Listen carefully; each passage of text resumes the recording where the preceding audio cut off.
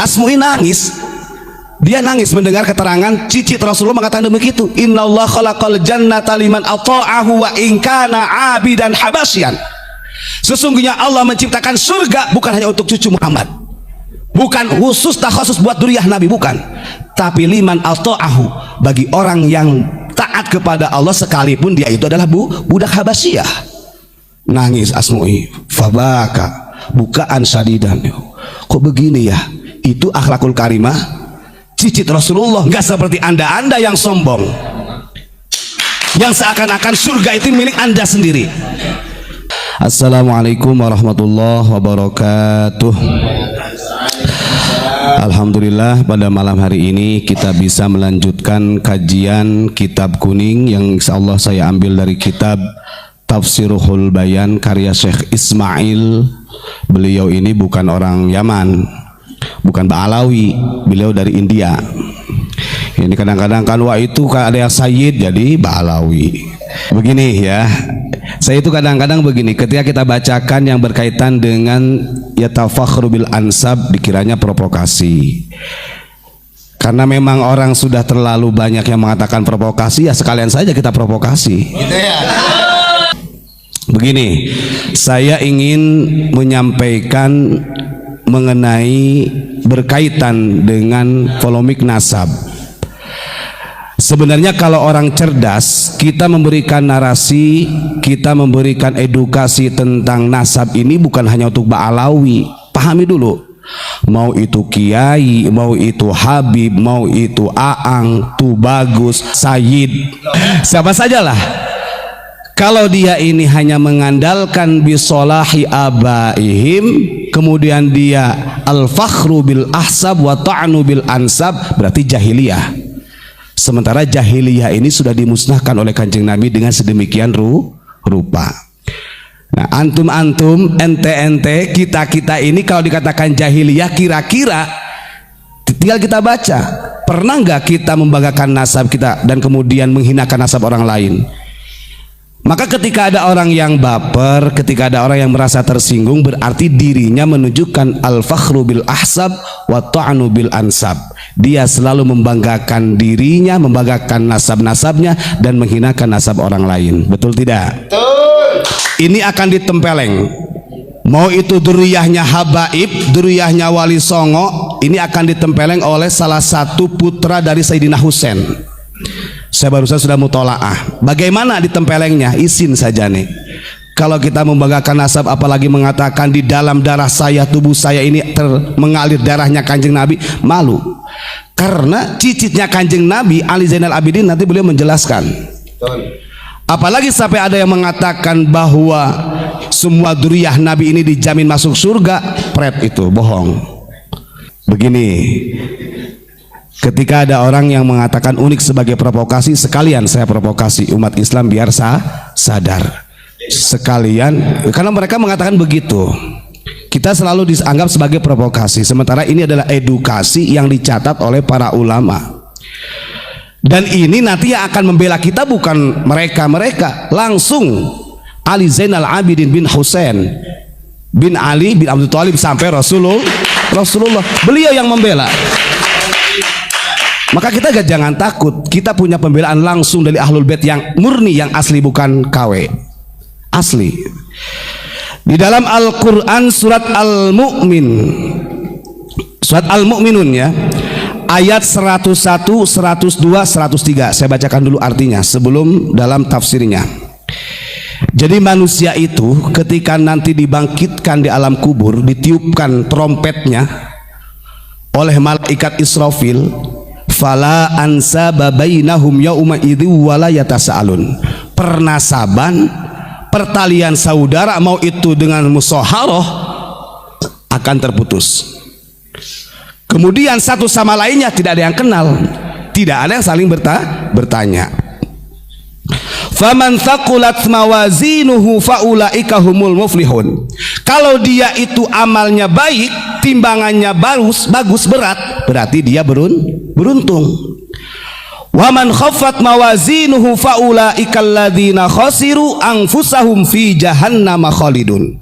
Sebaliknya kalau amal perbuatannya dia ringan, artinya tidak ada amal kebaikan, maka dia menjadi orang yang rugi dengan sebab dirinya, dan dia layak masuk neraka selama-lamanya.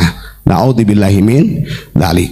Kita bahas mengenai fala ansaba bainahum dalam tafsirnya.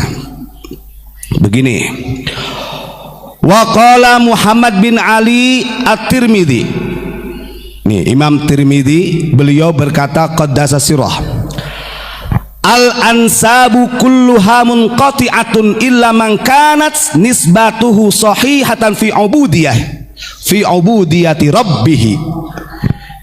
Kata beliau Imam Tirmidzi, semua nasab itu nanti di akhirat akan terputus, kecuali nasabnya ini yang sahih, yang ditinjau diukur dari ibadahnya kepada Allah, ubudiyahnya.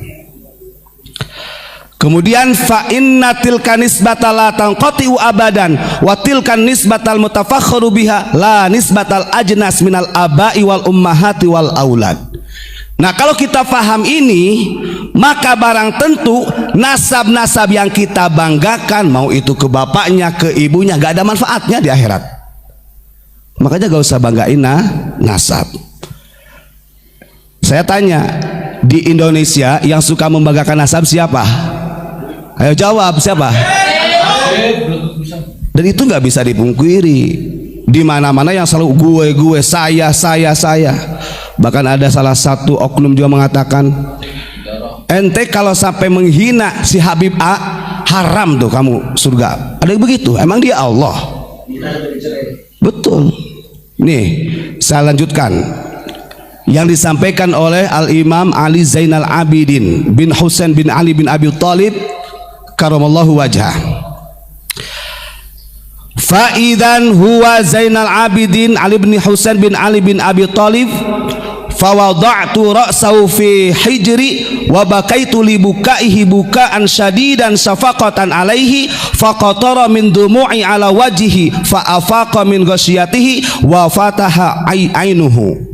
Ini cerita, ada salah satu orang yang bernama Asmu'i. Namanya Asmu'i ini, beliau ini buta. Ini cerita, ketika buta beliau datanglah kepada Zainal Abidin, cicit Rasulullah, ya. Setelah itu, setelah beliau datang, kemudian kepalanya Asmu'i ini ditaruh di pangkuannya Zainal Abidin, ditaruh. Pada waktu itu kata Sayyidina Zainal Abidin begini, wa bagaitu li bukaihi bukaan syadidan. Jadi beliau itu menangis ketika kepalanya Asmu'i ini yang buta ditaruh di pangkuannya, beliau menangis. Setelah menangis itu sampai tetesan air matanya mengenai wajah Asmu'i, delalahnya itu karomah. Ketika tetesan air matanya Zainal Abidin yang mengenai kepada wajah Asmu'i, itu biidnillah Allah membukakan matanya dan kemudian sembuh dari butanya. Lalu setelah itu ditanya, kamu siapa namanya? Faqala ana al Asmu'i ya sayyidi, saya Asmu'i. Ditanya oleh Asmu'i, loh jenengan ini kan cicitnya Kanjeng Nabi, kenapa menangis? Apa yang membuat engkau menangis? Harusnya kalau cicit Kanjeng Nabi kan dzurriyyah Nabi, termasuk ahlul bait. Allah kan sudah menjamin dalam Al-Qur'annya, sesungguhnya Allah akan menghilangkan semua dosa-dosanya ahlul bait dengan sesuci-sucinya, kan begitu. Itu kata Asmu'i bertanya kepada Zainal Abidin. Lalu bagaimana jawabannya Zainal Abidin, seorang cicitnya Rasulullah? Fastawa jalisan, ketika awalnya kepalanya di pangkuannya Zainal Abidin, akhirnya didudukan serata. Asmu'i itu ibarat begini, jadi serata duduk dan diajak ngobrol oleh Zainal Abidin. Begini katanya, wa qala ya Asmu'i hayhat. Hayhata isim fi'il yang artinya adalah ba'ud. Jauh Asmu'i, walaupun saya ini cicitnya Rasulullah masih jauh kalau disucikan supaya dapat surga Allah itu, gak ada jaminan. Ini kalau orang ngerti ilmu nahwu, hayhat inilah isim fi'il, maknanya adalah ba'id, artinya belum tentu Asmu'i Begitu yang disampaikan. Kenapa? Innallaha ta'ala khalaqal jannata liman ata'ahu wa in kana abadan habasyian. Kata Ali Zainal Abidin, sesungguhnya Allah Subhanahu wa ta'ala menciptakan surga itu bukan untuk duniah Nabi, tapi untuk orang-orang yang taat kepada Allah, sekalipun itu adalah budak. Asmu'i nangis. Dia nangis mendengar keterangan cicit Rasulullah mengatakan demikitu. Innallaha khalaqal jannata liman ata'ahu wa in kana abidan habasyian. Sesungguhnya Allah menciptakan surga bukan hanya untuk cucu Muhammad, bukan khusus takhusus buat duriyah Nabi, bukan, tapi liman ata'ahu, bagi orang yang taat kepada Allah sekalipun dia itu adalah budak Habasyah. Nangis Asmu'i, fabaka bukaan syadidan. Kok begini ya? Itu akhlakul karimah cicit Rasulullah, nggak seperti anda yang sombong, yang seakan-akan surga itu milik anda sendiri. Kemudian beliau melanjutkan, wa khalaqan nara liman asahu wa in kana mulkan qurasyian. Nah, ini keras nih kepada keturunan Nabi. Kata Ali Zainal Abidin gimana? Dan Allah Subhanahu wa ta'ala menciptakan neraka itu bukan untuk orang yang bukan duriyah Nabi saja, tapi bagi siapa yang berbuat dosa kepada Allah sekalipun dia keturunan Bani Quraisy. Kata Ali Zainal Abidin. Makanya gak pantas kalau kita membangga-banggakan. Gak ada thariqah yang paling mulia kecuali thariqah Alawiyin. Gak ada nasab yang paling mulia kecuali nasabnya Bani Alawi, atau mungkin Wali Songo. Gak ada. Ali Zainal Abidin saja yang menjadi cucu beliau menangis begitu. Asmu'i menangis, masya Allah, ini akhlak baginda Rasulullah sampai kepada cicitnya. Enggak tuh mengaku-ngaku. Ya, ini yang disampaikan di dalam kitab Tafsirul Bayan. Dan kemudian beliau membacakan ayat. Setelah beliau memberi penjelasan kepada Asmu'i, Ali Zainal Abidin membacakan ayat, fa idza nufikha fis suri fala ansaba bainahum yauma idzil la yatasaalun. Ayat yang tadi. Bukankah kamu tahu Asmu'i? Firman Allah yang mengatakan ketika manusia dibangkitkan dari kubur dan ditiupkan sangsakala tersebut, maka pertalian saudara itu putus dan tidak ada yang kenal satu sama lain melainkan orang-orang yang mukmin yang ahli ibadah. Tuh, kira-kira kalau kita sudah mendengar dari keterangan Ali Zainal Abidin, patut gak, pantas gak kita membanggakan nasab? Orang dia cicit kok. Rasulullah punya putri namanya Fatimah, nikah dengan Sayyidina Ali karramallahu wajhah, punya anak Hasan Husain. Dari Husain punya anak lagi Ali Zainal Abidin, berarti cicit. Hitungannya dekat secara nasab. Beliau saja tidak mengatakan saya ini bukan ahlul bait, bukan, lupa. Ini orang mengatakan yang jauh kurunnya 1000 tahun yang lalu, 2000 tahun yang lalu mengatakan ahlul bait yang pasti masuk surga. Double namanya.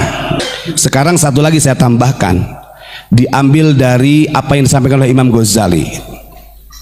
Oke lah, kita gak ada urusan ketika orang mau intisab nasabnya sampai kepada baginda Rasul ataupun tidak. Tapi yang menjadi ukuran orang itu nanti mendapatkan surganya Allah itu bukan dari martabat dunianya. Kita lihat yang pernah disampaikan oleh Imam Ghazali, kulun nasi halkah, kan begitu, bahwa semua manusia ini akan binasa, akan rusak, illal alimun, kecuali orang-orang yang berilmu. Wal alimuna halkah illal muallimun, orang yang berilmu saja rusak kecuali orang-orang yang mengamalkan ilmu. Wal muallimuna halkah illal mukhlisun, orang yang mengamalkan ilmu aja akan rusak kecuali orang yang ikhlas. Wal mukhlisuna ala khatrin azim, bahkan orang yang ikhlas dan beramal saja dia masih ada ancaman yang besar. Artinya di sini kita nggak ada yang harus kita banggakan. Orang yang berilmu ya jangan membanggakan ilmunya. Orang yang sudah merasa beramal jangan mengambahkan seakan-akan sudah bisa mengamalkannya. Orang yang kita seakan-akan ikhlas maka jangan merasa kita orang yang paling ikhlas. Karena masing-masingnya ada khotrin azim di sini. Makanya pantas kalau Ali Zainal Abidin mengatakan demikian. Asmu'i itu langsung nangis mendengarkan keterangan yang disampaikan oleh cicit baginda Rasulullah Shallallahu Alaihi Wasallam. Ini sahih keterangan ini. Diambil dari kitab Tafsirul Bayan karya Syekh Ismail. Mudah-mudahan kita semua dijauhkan dari sifat kesombongan, dijauhkan dari membangga-banggakan nasab tanpa adanya ketakwaan dalam diri kita, dan mudah-mudahan ulama-ulama kita dijaga oleh Allah Subhanahu wa taala.